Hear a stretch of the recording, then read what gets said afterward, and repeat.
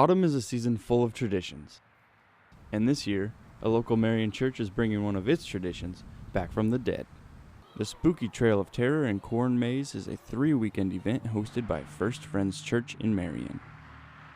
This corn maze started about 7 years ago with the idea from, we had at that time 2 Nicks who worked here, Nick Embry and Nick Manuel, and they knew that we had the corn, and they said that they'd seen several people who'd done these things before, and they said, we can do this. This fall is the first time in 3 years that the church has been able to hold the event. We had 3 years where we had corn didn't grow or the weather and things didn't cooperate, so we had 3 years that we didn't do it. And during those 3 years, we had tons of calls. Are you doing your maze? Are you doing your maze? And so the community has really supported us. We weren't going to do it this year, and then they said, hey, we got a new associate guy.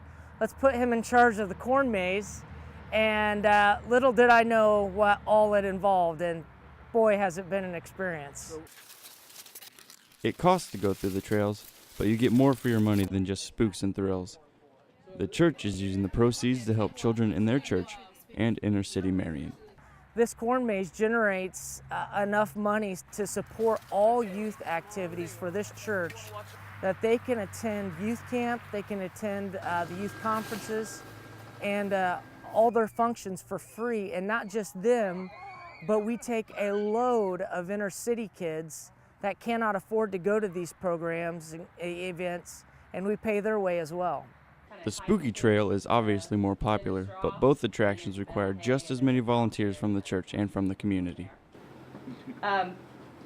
There'll be a grandma pit here where there will be a little old lady sitting with kids. We've had a lot of help from WIWU students, had tons of help from some of our youth who have aged out and are no longer in our youth program, but are like in the college area and so forth. So we've had a lot of them who have come out and helped this year. They want you to get lost, and they want you to get scared. But it's all for the fun and the thrill.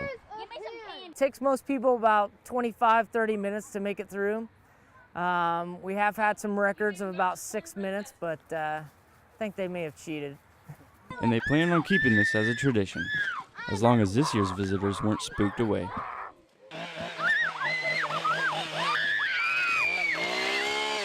We'll definitely do it. The church is behind it. It's been a wonderful opportunity for us to get out there again, and it's fun.